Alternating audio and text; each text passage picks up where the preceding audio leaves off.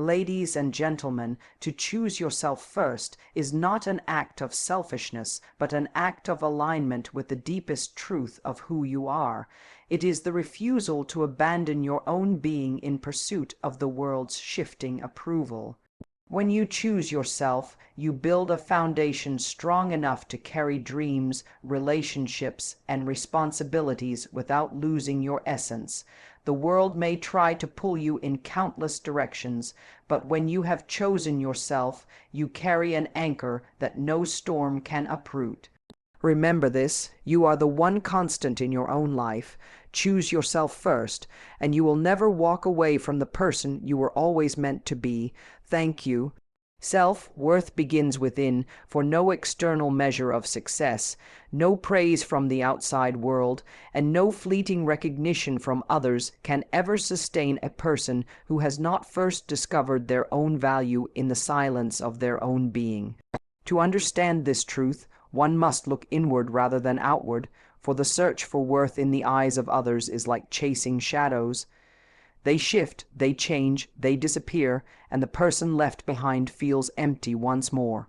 When worth is dependent on how the world sees us, it becomes fragile, for the world is ever changing. But when worth is born from within, it becomes steady and unshakable, rooted in the deepest core of the self.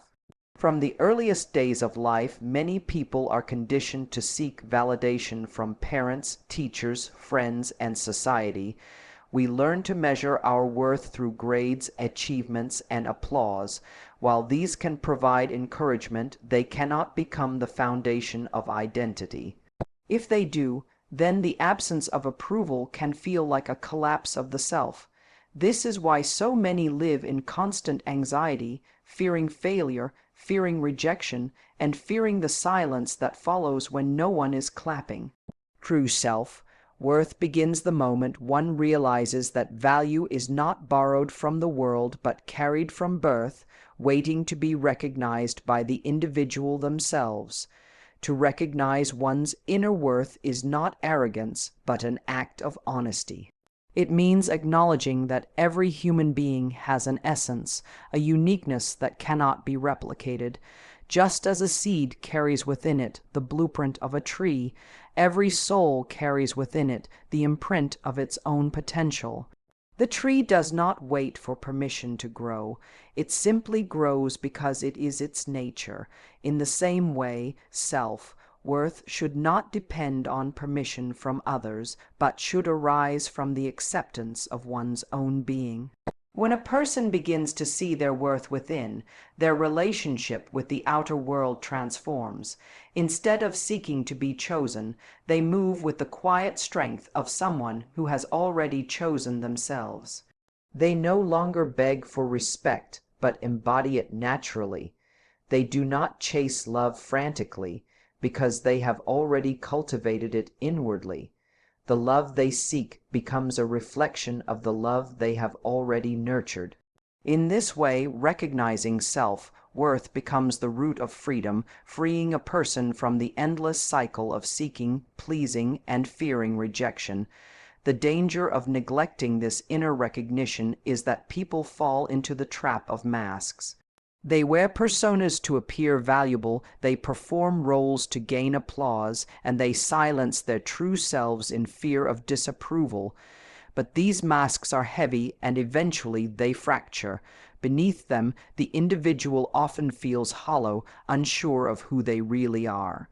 This emptiness is not a sign of weakness, but a reminder that no external image can replace inner truth. Only by turning inward and affirming, "I am enough as I am," does one step into authentic worth. Self-worth also carries responsibility, for to know one's worth is to respect oneself in choices, relationships, and actions. It means refusing to remain in places where one's value is consistently diminished. It means setting boundaries not out of hostility, but out of self-respect. It means walking away from voices that belittle and choosing instead the path that honors the inner self. The one who recognizes their worth does not live a life of arrogance, but a life of balance, moving through the world with quiet dignity. There is a power in remembering that worth is not earned by becoming someone else, but by accepting who one already is. The task is not to collect validation, but to awaken to what has always been present, in the silence of reflection, in the courage of honesty, and in the embrace of one's whole being. Both the light and the shadow lies the beginning of true self-worth. And when this inner recognition is found, the individual no longer drifts at the mercy of the world's tides, for they carry their anchor within. External validation is fleeting, for it rests on the unstable foundation of opinions, moods, and shifting circumstances that are beyond one's control. The human heart often longs to be seen, to be acknowledged, to feel that its efforts and existence matter. This desire is natural, for connection and recognition are part of being human. Yet when self-worth is tethered only to the applause of others, it becomes fragile, like a flame that flickers with every change of wind. What is praised today may be forgotten tomorrow, and what is admired in one season may be dismissed in the next. To build identity upon the validation of others is to hand over one's power, for then the rise and fall of the spirit depend on the unpredictable gaze of the world. Consider how easily external praise fades. A person may be celebrated for an achievement, showered with compliments and recognition, but soon the voices move on to the next success story. What was once loud and affirming becomes silent, and in that silence, the individual who has leaned too heavily on validation feels an emptiness creeping in. They begin to wonder if they still matter, if their worth has diminished simply because the applause has stopped. Yet nothing within them has truly changed. The only change is that the world has turned its eyes elsewhere. This reveals the unstable nature of external validation. It is less about the truth of one's being and more about the fleeting attention of others. External validation also carries the weight of expectation. Once people taste approval, they often crave it again and again, like a thirst that cannot be quenched. Each achievement demands a greater one. Each recognition becomes insufficient unless it is surpassed. Life then becomes a race not towards fulfillment, but towards pleasing others, always chasing the next nod of approval. In this endless pursuit, the soul grows weary, for it begins to live not for its own truth, but for the performance of worthiness. The individual becomes an actor on a stage, adjusting their role to earn claps, even if it means betraying their inner self. There is also danger in mistaking validation for love. Many people equate being praised with being valued, yet these are not the same. Praise can be shallow, offered out of convenience or interest, while true love and respect endure even in silence. When one depends only on validation, they may surround themselves with voices that cheer but do not truly care. And when the cheering fades, they discover the loneliness hidden behind the noise. This reveals a deeper truth. External validation cannot substitute for genuine connection, nor can it fill the void left by the absence of inner recognition. The fleeting nature of validation is also seen in how quickly opinions change. Today, the crowd may admire boldness. Tomorrow, the same boldness may be criticized as arrogance. Today, creativity may be praised. Tomorrow, it may be dismissed as impractical. To chase validation is to live at the mercy of shifting judgments, bending oneself to fit into molds that are constantly being reshaped. In doing so, a person loses their own shape, forgetting who they truly are beneath the expectations. Yet external validation is not entirely without value. It can inspire, encourage, and affirm, but its impermanence must always be remembered. Like sunlight, it can warm, but it cannot be captured or held forever. To depend on it is to confuse temporary brightness with eternal light. True stability comes when one can receive validation with gratitude, but not depend on it for identity. For when the voices quiet down, the individual who knows their worth from within continues to stand, unshaken by the silence. When external validation becomes the sole source of worth, life becomes a fragile performance. But when it is recognized as fleeting, as passing encouragement rather than eternal truth, the individual begins to shift their gaze inward. They realize that applause is sweet but temporary, and that silence does not erase their value. In this recognition lies freedom, for they no longer cling to the shifting winds of validation, but instead anchor themselves in the deeper knowing that their worth has never depended on the fleeting opinions of the world. Wholeness means embracing all parts of yourself, not only the parts that appear admirable in the light of day, but also the hidden corners that you would rather keep unseen. Human beings are not made of perfection. They are made of contradictions, strengths woven together with weaknesses, courage entwined with fear, kindness shadowed by anger. To deny any part of this reality is to live in division, to fracture the self into pieces that can never fully unite. Wholeness is not the absence of flaws, but the willingness to face them, to acknowledge that the darkness within is as much a part of the self as the light. Only when one embraces both can true integration occur. Throughout life, there is a tendency to wear masks to show the world the polished version of who we think we should be. We present confidence when inside we feel fragile. We display patience when we are burning with irritation, and we offer smiles when sadness quietly lingers.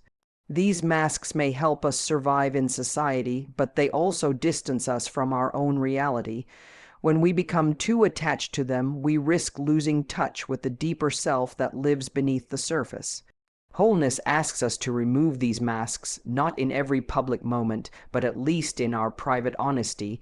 It asks us to look at ourselves without judgment, to admit that we are both strong and vulnerable, both generous and selfish, both luminous and shadowed. There is power in acknowledging the shadow, the part of us that holds anger, envy, fear, or desire. Many attempt to bury these aspects, believing that to ignore them is to rise above them. But whatever is repressed does not disappear. It lingers, waiting, and often expresses itself in destructive ways. Wholeness means turning to the shadow with courage, admitting, "This too is a part of me." When we no longer fight against it, we can understand it, and in understanding it, we can transform its energy into growth. Anger can become strength for justice, fear can become awareness, and desire can become passion for creation. The shadow does not need to be eradicated, it needs to be integrated. Equally important is the embrace of vulnerability. Many believe that to be whole is to be unbreakable, but the truth is the opposite. Wholeness includes the fragile parts of the self, the doubts, the wounds, the uncertainties that make us human. To deny vulnerability is to deny connection, for it is through our openness, our honesty about imperfection, that we form the most authentic bonds. In embracing our wounds, we also learn compassion for the wounds of others, for we recognize that the struggles we carry are not unique but part of the shared human experience. To live in wholeness also means to embrace the parts of ourselves that have been silenced. Childhood dreams, suppressed creativity, forgotten joys, all of these are fragments of the self that call to be remembered. Often in the rush of responsibility, people abandon pieces of who they once were, leaving behind passions that once gave life meaning. Yet wholeness requires returning to these forgotten voices, allowing them space once more, for without them the self remains incomplete. To paint again, to write again, to laugh as one once laughed, to explore curiosity as one once did, these acts awaken the dormant parts of the soul and bring back unity. Wholeness does not demand perfection, but acceptance. It is the willingness to stand before the mirror and see not only the ideal self but the real self. It is to say, I am this, and I am that, and I am still whole. In this acceptance lies liberation, for the energy once spent in denial and pretense can now be directed toward living authentically. No longer does one need to prove anything to the world, for there is nothing left to hide from oneself. When all parts of the self are embraced, life becomes fuller, richer, more alive. Joy is no longer fragile, for it is not dependent on denying sorrow. Strength is no longer brittle, for it is supported by the knowledge of vulnerability. Love is no longer shallow, for it is grounded in compassion born from one's own struggles. This is the path of wholeness, to live as an integrated being, embracing the contradictions, the light, the shadow, the wounds, and the dreams, for all of these together form the true essence of who we are. Choose yourself first, for in a world that constantly pulls you in countless directions, the most essential act of courage is to claim your own being before offering it to anyone else. Many people are raised with the idea that to think of oneself is selfish, that worth lies in sacrifice, in pleasing others, and in seeking approval. Yet when you neglect yourself in pursuit of others' acceptance, you slowly begin to vanish. The one who does not choose themselves ends up living a life built on the demands and expectations of everyone else, leaving their own soul unheard, unseen, and unfulfilled. To choose yourself first is not to reject others. It is to build a foundation strong enough so that you can stand firmly, give authentically, and love without losing yourself. Life is filled with moments where one must decide, do I betray myself to gain approval, or do I remain true to what I know within? To choose yourself first means to listen to the quiet voice inside, the one that knows when something is wrong, even when the world says it is right. It is the voice that tells you to rest when others expect you to keep pushing, the voice that warns against paths that lead you away from your truth. Many ignore this voice because it seems easier to conform, to follow the crowd, to keep peace at the expense of inner integrity. Yet each time you abandon this inner voice, you carve away a piece of yourself, until eventually you look back and realize that the person living your life is no longer you, but a shadow formed by the expectations of others. Choosing yourself first requires boundaries, and boundaries are often misunderstood.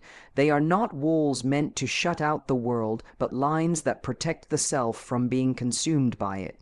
A person who never sets boundaries will be drained, used, and reshaped endlessly, for others will always ask, always demand, and always take what is freely given.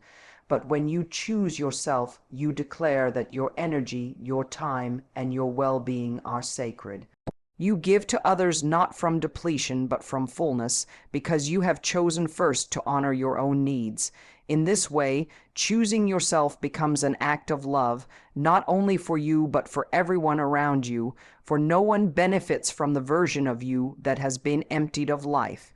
To choose yourself also means to embrace your dreams without apology. Too often, individuals postpone their desires, telling themselves that the right time will come after responsibilities are fulfilled, after approval is earned, or after permission is granted. But dreams wither when neglected, and the soul grows restless when denied expression. Choosing yourself means daring to step toward those dreams, even if others do not understand, even if it requires risk, even if the path is uncertain. For a dream that comes from within is not random, it is the call of your own essence asking to be lived.